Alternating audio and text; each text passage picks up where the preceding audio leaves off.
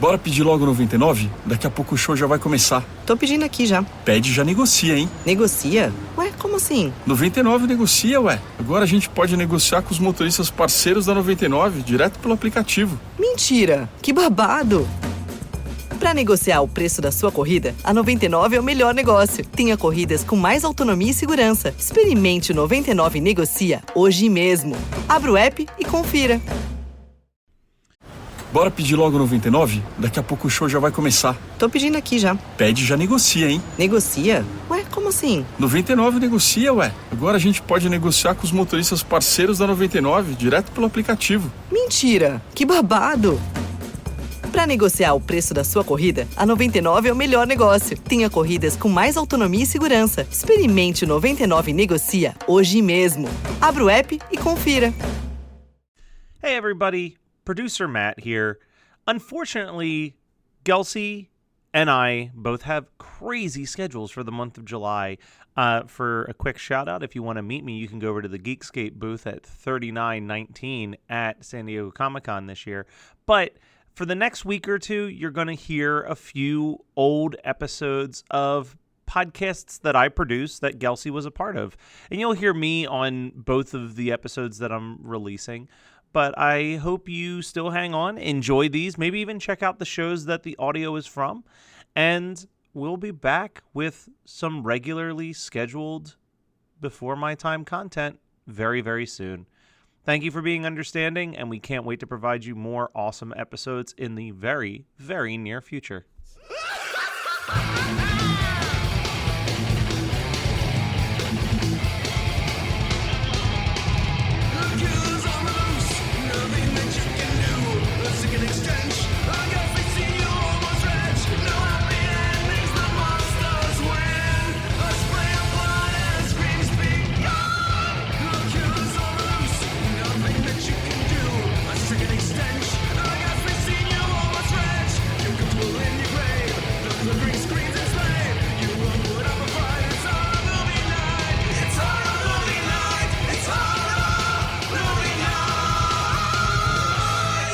Hey everybody, and welcome to another episode of Horror Movie Night. We gave Kyle a week off, and we're joined instead by the host of one of my favorite podcasts, Before My Time with Gelsey Laurie. But Gelsey, we gave you an option to pick a movie for us to discuss. You sent us a couple options, honestly, and we picked the one that we were most interested in talking about. Wait. But I don't. This is bullshit. You picked this then, Matt, because I didn't see a list. there was a list, and it was Piranha or the musical version of Reefer Madness, and you said, I will not talk about the musical version of Reefer Madness. Oh, yeah. That's not a list. Why That's won't you two talk options. about that? That's one of my favorite films of all time. I wanted to love it because it has so much that I love in it, but the music is just bad. What? Reefer Madness music is so good. That's like what gets me home from drives. If I'm like, I'm going to fall asleep at the wheel, I'm like, sing along time to Reefer Madness. Some people go for Disney. You go for Reefer Madness. Yeah.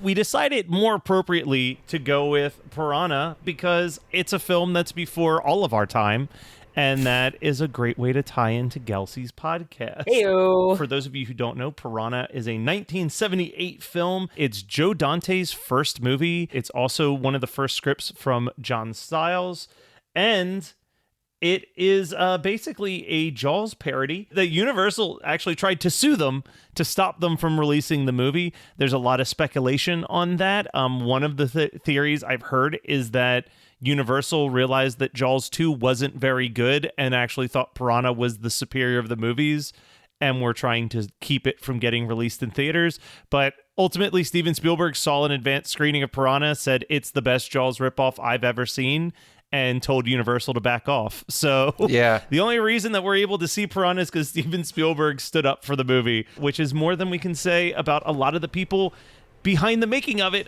Joe Dante thought it was the biggest piece of trash he's ever made. So. Oh, it's because he had a ridiculous schedule. I think that they shot it in 20 days and he had to edit it in less. I mean, it was total breakneck speed from what I read. Honestly, don't think it was that bad, you know? Like, I guess I think Joe this Dante is the most has... I've ever liked it. like I think as a kid I missed a lot of the dark humor that's in this movie, but the dialogue and the tone of the movie in general is so off. Well, for the Yeah. guy that loves Alligator, this is a perfect pairing with Alligator. Well, it's the writer of Alligator's first movie. Okay. See, I knew a bunch of names, but I did not know that name. So there we go. I did a weird amount of research. I have more notes about the stuff that I researched than anything else in this movie. That's the way that we need to go with this podcast, to keep people entertained. We also need video of this to show to everyone that, it's two weird dudes and then like a normal human being. So I'm not normal. Yeah, no, it's just Outwardly three normal. weird How's that? human beings. So, Gelsey, let's talk about your history with Piranha. I have a feeling this was probably something you watched as a kid. Yeah, And a you just always teenager. remembered. Okay. Yeah, it was. So there was a time that my dad had gotten, instead of like a DirecTV box, it was when high def TVs were out, and there was a new, I think it was called Voom or Zoom. I think it was Zoom, and it was its own box, and it was like you could get Zoom TV, and we got all these extra channels, and it was really weird. Didn't take off, obviously, but there was a Monsters channel that came with it, and so it 24 hours just played horror films, and that became our go-to channel. We were like, what's on Monsters? And we found all these like crazy films, and then that kind of introduced me to also like all the classics. I just would always go to that channel. One day we're like, let's see what's on Monsters, and Piranha's on. And we were like, this is the most absurd, like we just started laughing, and it became this, it wasn't something I watched all the time. Like I want to say it was like once or twice that I watched it, but the big joke with my dad and I is like, we would always do like puppet hands and like peck at each other and go like anytime we were bored. It's just something we do now. And so I was like, well, I have to pick this movie. So, fun fact, now that you've brought up the sound of the piranha, do you know how the piranha's sounds were achieved? It has to be pigeons, right? No.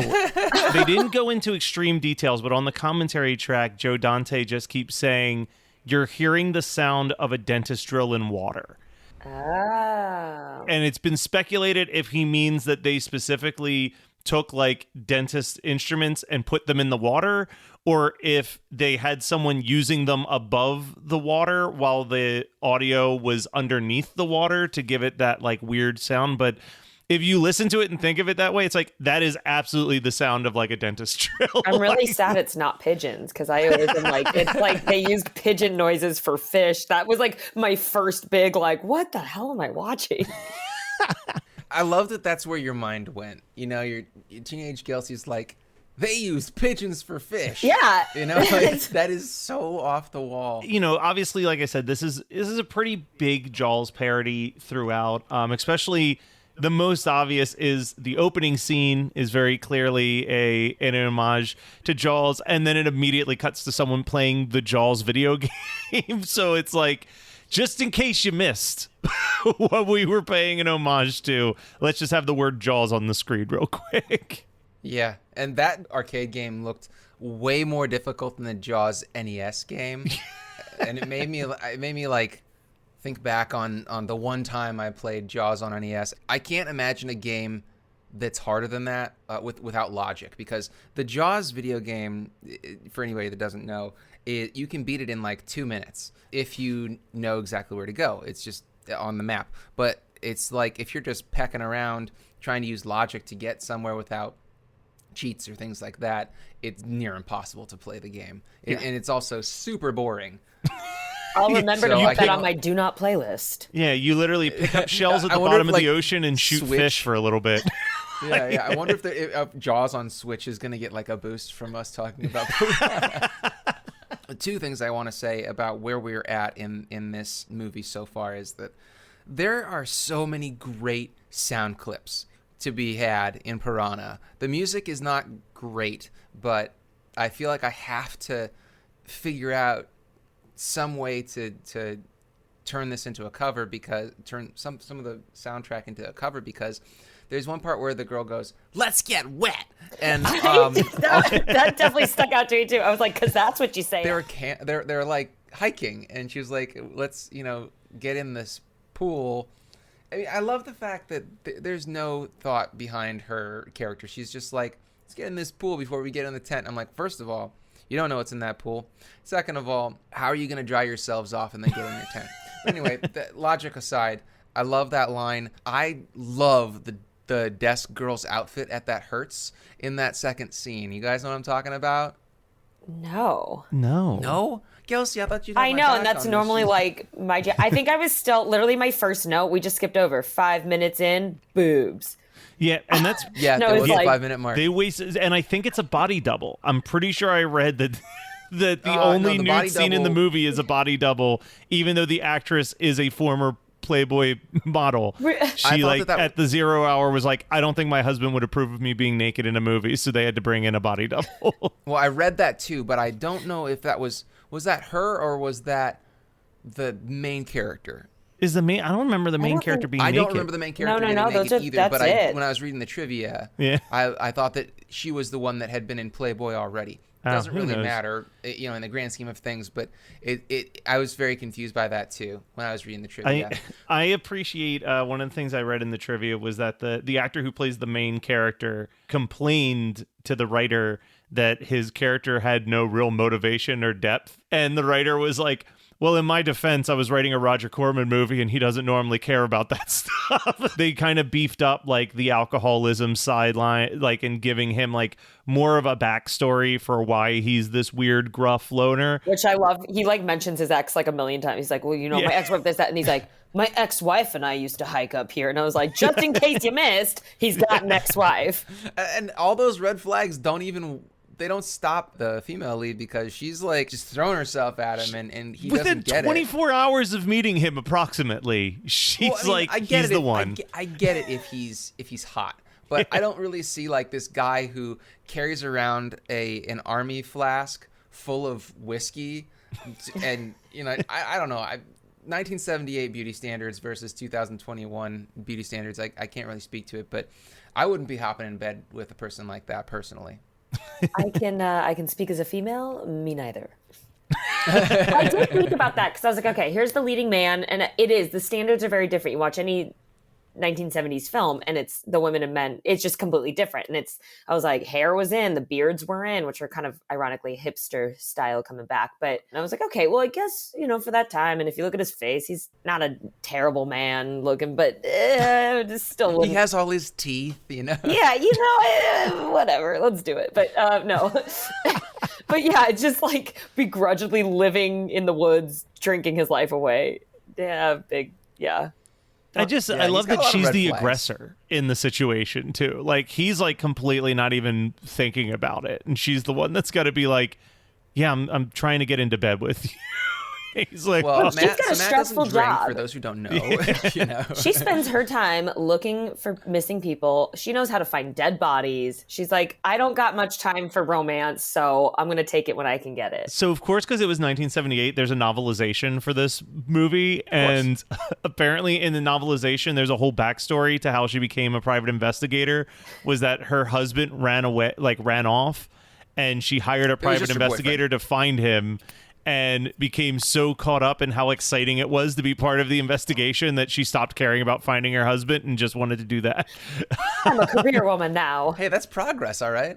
The biggest thing that they cut from the movie that actually devastates me, Scott, I want you to flash back to when we did Piranha 2, and Brian swore that this scene was in Piranha 2. They're in the lab, and there's a random claymation fish monster that walks across the table, and that's it. He just walks away. Originally in the script, that creature was going to continuously pop up in the movie, getting bigger and bigger and bigger. And then instead of the like ominous ending where it just like pans to the ocean, you're like, did they get into the ocean? Who knows? It was just going to be a gigantic claymation fish monster appears after they've taken care of the piranha.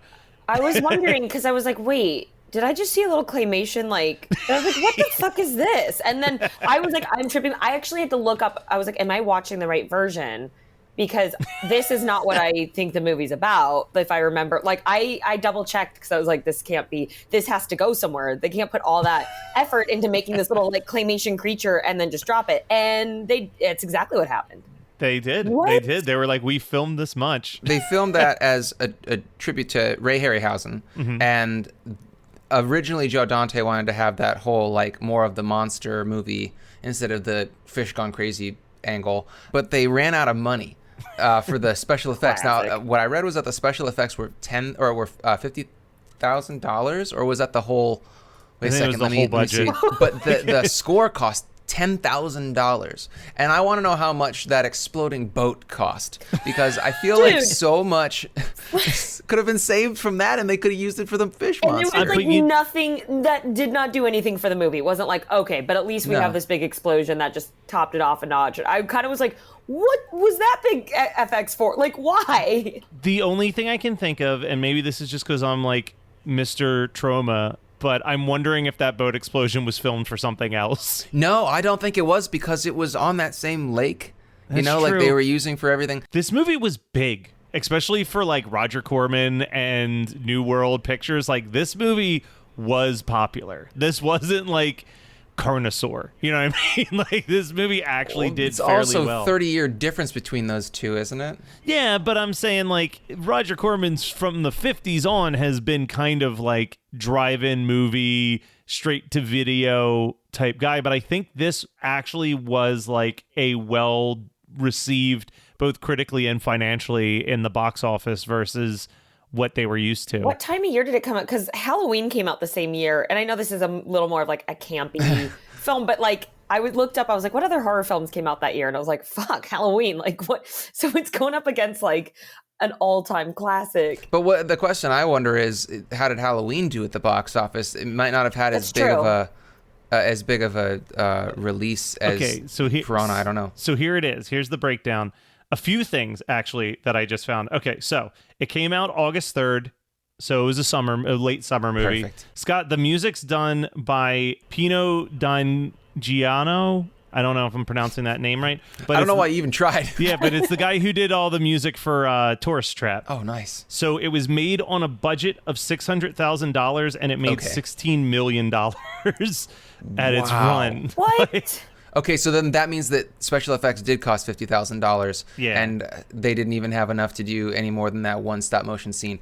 But there was another monster in that scene that I really loved, and it's definitely a hand puppet in water, and it's just like kind of menacingly looking at them, because you can actually see that it doesn't.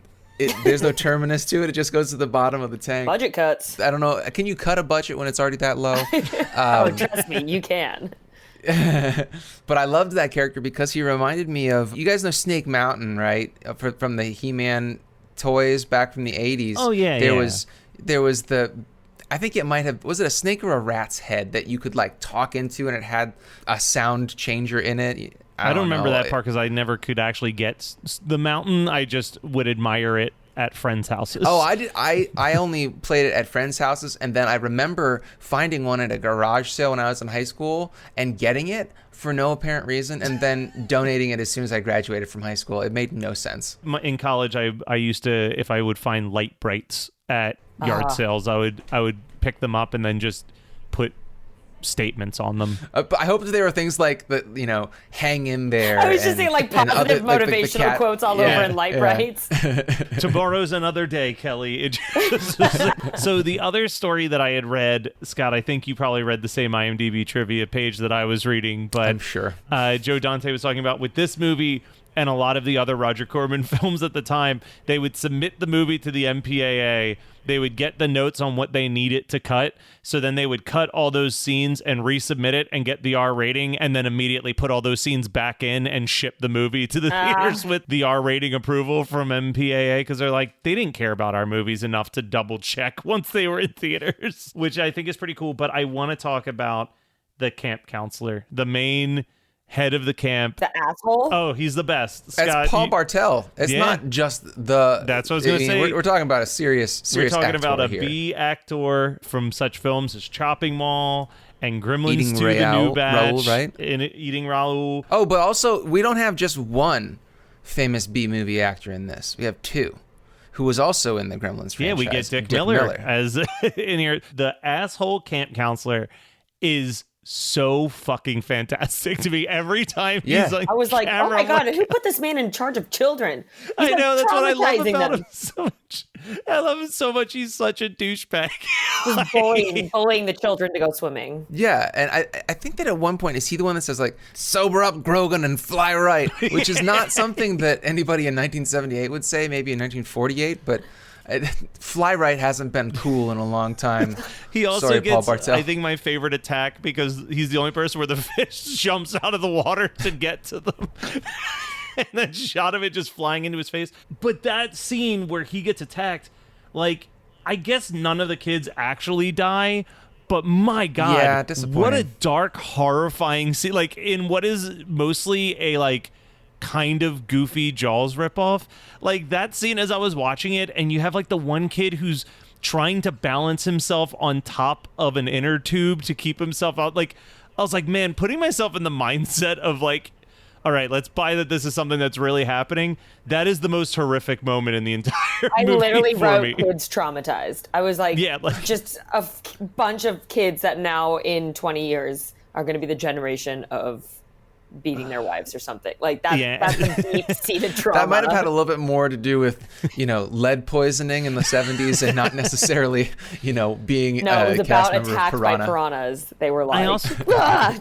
that scene also has a shot that I don't think I really paid much attention to when I saw this as a kid, but like as an adult, I think is a really horrific and kind of beautiful shot for how simple it is, which is the one camp counselor that you actually like, who is a sweet person, just being pulled underwater with what is basically just a bunch of paper mache fish taped to her. But like the way that the blood is kind of coming out as she's just kind of swimming off, like it is a really well shot. Like it's like stuff like that where you're like, there's the Joe Dante we like. Yeah, I love the way it was filmed. They're just dramatic look away as she just like sinks.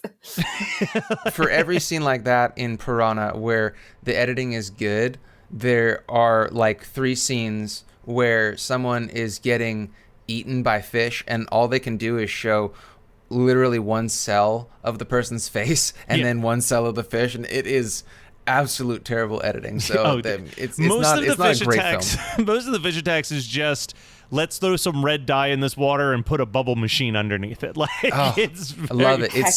It's so Evil Dead. Pecking Oh, and the that I pecking, love. because there are definitely birds. Because they're that's bird what they're sounds. pecking, and Yeah. it's a pigeon sound. They are underwater pigeons killing people.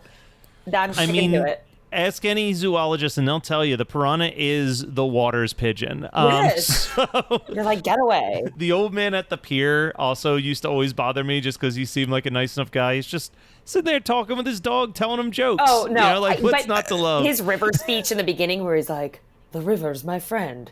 I swim on it. I get my fish from it." I was like, "Oh, you are so dead. You are making this whole river. You are like so sentimental about the river." And I was like, "The piranhas are getting in that river, and you were gone."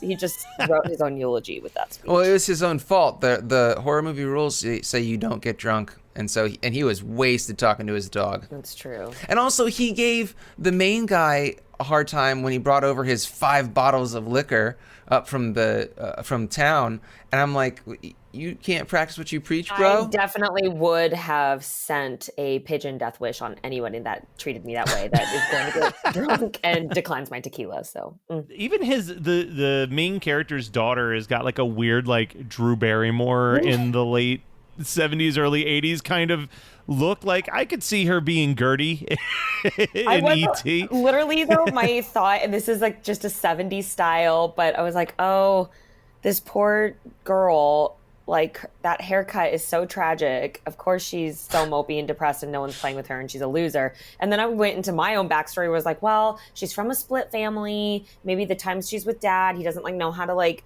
fix her hair and make her feel fun and cute like the other girls. And I'm being totally, maybe I'm just repressed of my own childhood, but Yeah, you like literally you gave more of a backstory to that character than any writer did. The writer was just like, But she's that's what afraid we of water. need.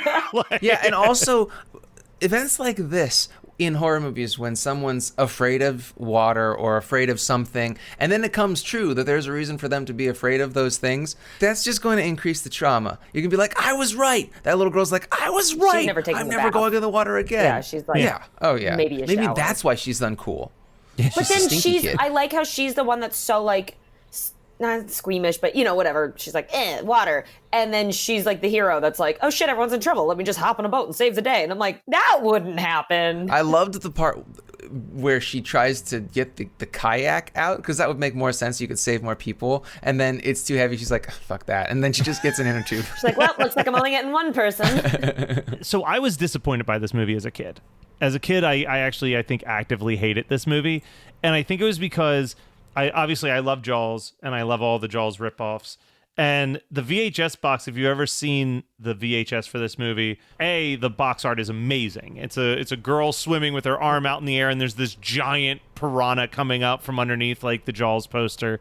But then on the flip side of that box, the only image on the back of the box was a close-up of these awesome stop-motion piranha monsters, like hundreds of them, up against a gate. And that scene is either not in the movie at all or shows up in such a flash that you barely notice it. So when I was watching this movie, I'm like, it's just a bunch of paper cutouts. Like, what the hell is this? Like, whenever they would show like a school of piranha, there was more than one of them on shot. It was just like, hey, here's a giant sheet of fish cutouts that we have. Let's just kind of drag them through the water real quick. Like, I didn't know who Joe Dante was at that time, so I didn't even know that I was watching it as a comedy. I ultimately bought it anyway, and I do enjoy, like, I've watched it a couple times and I've slowly grown in appreciation, but like watching it this time, I was like, oh, this movie's actually really funny. Like, I didn't like, take it as a comedy. See, I was watching it through the lens of, I'm taking this like they took it seriously. but I think that that's where the comedy's supposed to be. Yeah. Is that they knew from the jump that it was an absurd Jaws ripoff. So like they did what I think you're supposed to do, right? Like I've been on this soapbox many a times about like why I don't like Sharknado is that it's too in on its own joke. But I think that this does it great where it's like it plays it so straight that like if you rewatch it and listen to the dialogue that they're saying very sincerely throughout the entire movie, like the scene that came to mind for me is the entire jailbreak scene where she's like going through this entire long speech and like breaking the sink pipe and like smashing up the toilet seat lid and like basically doing like a borderline like MacGyver type escape situation, but it's like very sincere, and the whole time the other guy's just like, what the fuck is going on over there? Like, I had a problem with that scene. Oh, Talk let's about hear trauma. about it. I don't like when people get hit in the head. I don't know if you know this, Scott. I just suffered 2 concussions this summer, and I'm 5 months into like a really bad long recovery. And I have a lot of PTSD from it. Like, here I'm laughing, but it's like actually really not fun. And so now when I see movies and people get hit in the head, I'm like, what did he? I know you got to get out and save the world, but like, we know how the movie ends. You don't save the world, so bad job. And this poor guy that's just doing his job, like as the jail keeper, like he didn't do anything wrong, and now. Who knows if he's had concussions in the past, and now he might have chronic issues or at least a long-term recovery. He's gonna have to like stay in his house and not look at lights or think or talk for like months possibly if his recovery is shitty. And that's not fair. I was really upset about that and sad for him. Anyways, that's No, I understand. I absolutely get it. This is why I don't get in fist fights, because I don't want to, cause any traumatic brain injury. These hands, man. Yeah, they're too dangerous. This is That's really. Megan's over next to me. She just could not believe I just said that. Well, that's why I don't go to the gym anymore, because it was just getting too dangerous that I might hurt someone unknowingly. So you're saying that yesterday and today were your first and last days at the gym? Though you can't top them. You started with Mudvayne LD50 as your soundtrack yesterday. You ended with Anthrax Among the Living today. There's no topping. And I was like, I don't like the person I'm becoming.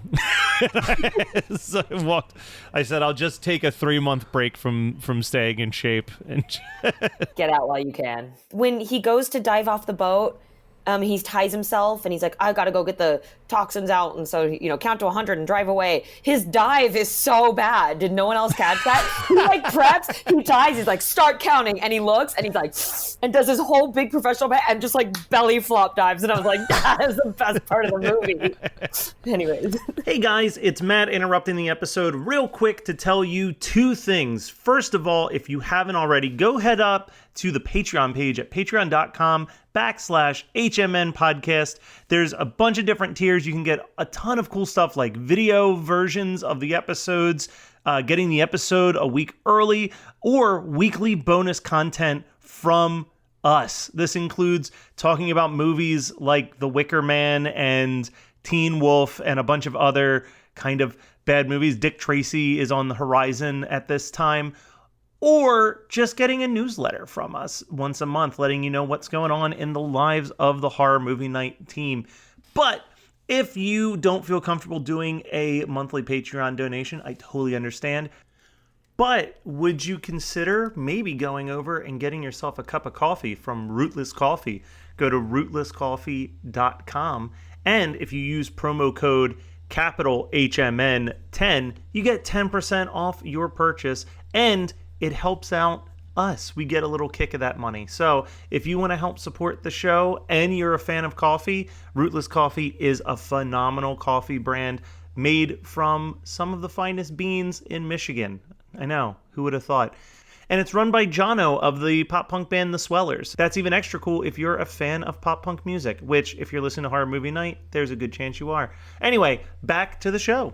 So, Gelsey, I don't know. I probably was really bad at organizing this, and I don't think I told you this part of the show. We do a thing called What's Your Double Feature, in which you pick a movie that you would watch as like let's say you were organizing a drive-in movie night, and you had to pick a second B feature to follow or come before Piranha. What would that movie be? If you want some time to think, Scott and I can probably go first on this. First, because man, I don't. It's hard to pick because I have so many that could go great with this. I would go with Gremlins 2, the new batch, because we have two actors from it already in here, plus Joe Dante is writing and directing, or just directing? But just directing on this one, but yeah. I absolutely love the Gremlins franchise. You got Big Brain Gremlin, you got Spider Gremlin, you got Bat Gargoyle Gremlin, you got let Greta me throw Gremlin. in Vegetable Gremlin real quick. Yes, the best Gremlin. I'm gonna follow a similar train of thought, and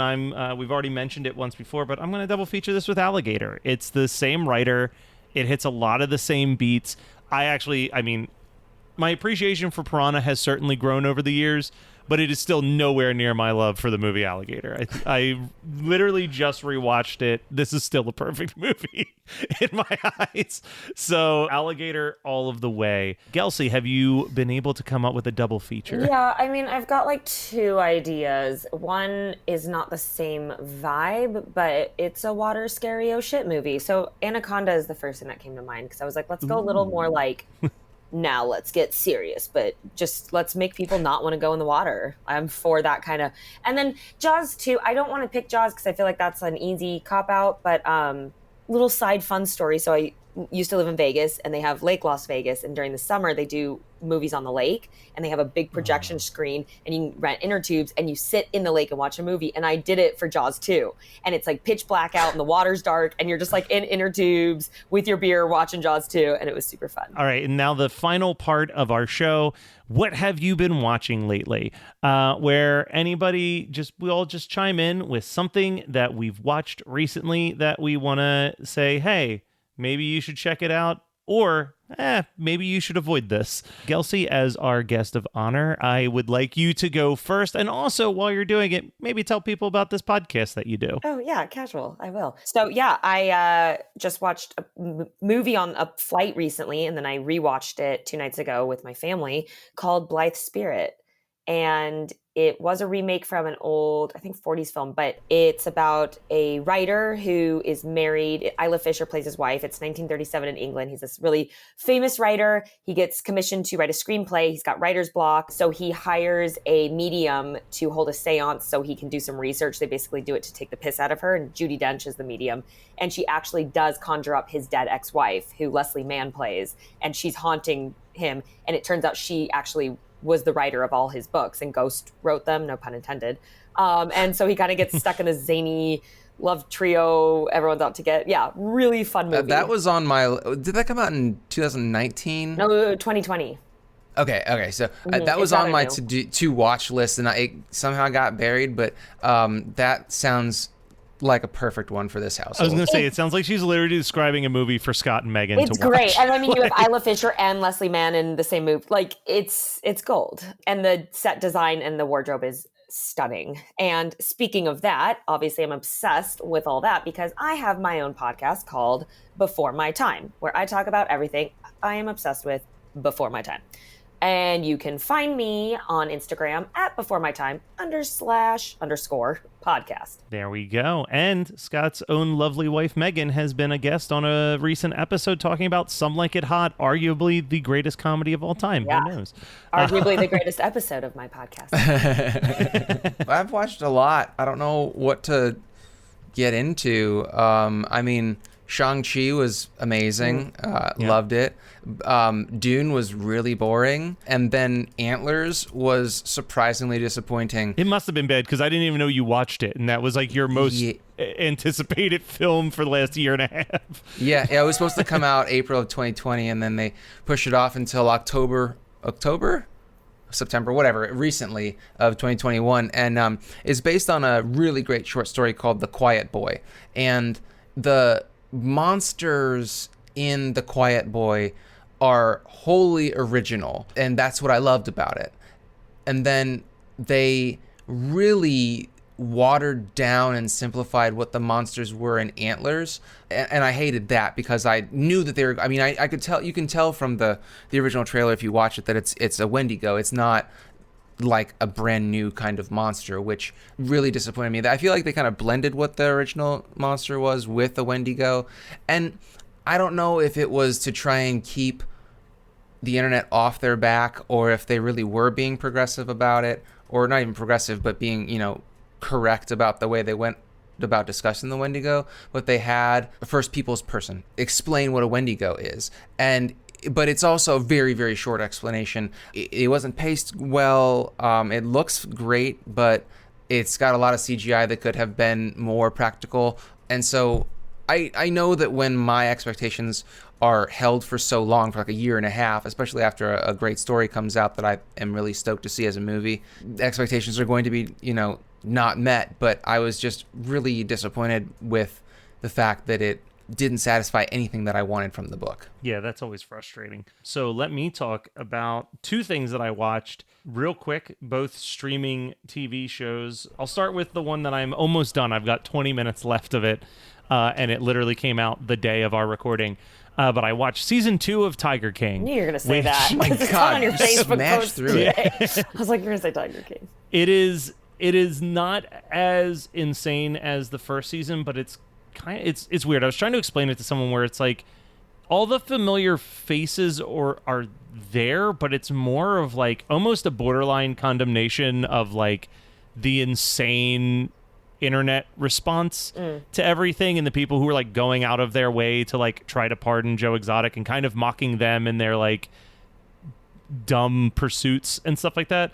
But the highlight of the whole show, if you only watch one moment from this season, the children of Carol Baskin's missing husband hire a psychic investigator to try to find where Don was murdered. And this dude is such an overacting shyster throughout his like 5 minutes of screen time that I'm just like, oh, for God's sake. It's like one of those moments where you're just like, Jesus Christ, some people are fucking awful that they just take advantage of grieving people the way that this dude is very clearly doing. But what I would say to go out and watch, which Gelsey has recommended to me, my friend Lauren recommended it to me, multiple people have recommended it to me, Only Murders in the Building, absolute blast, hysterical, weird, like Steve Martin Short, Selena Gomez doing like a borderline Marx Brothers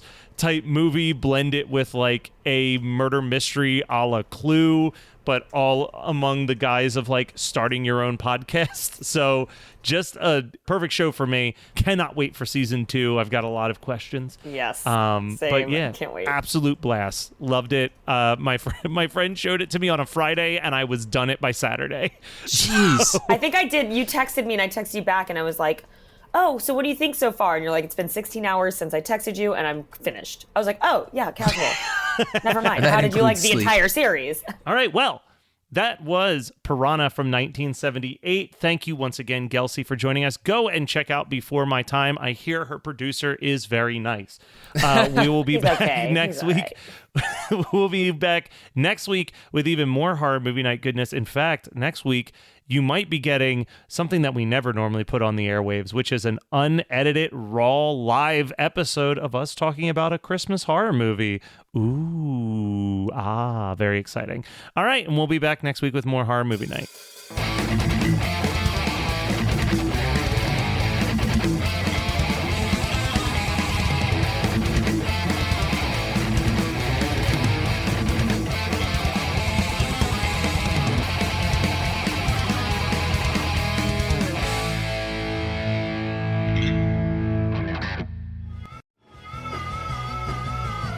You're listening to the Geekscape Network.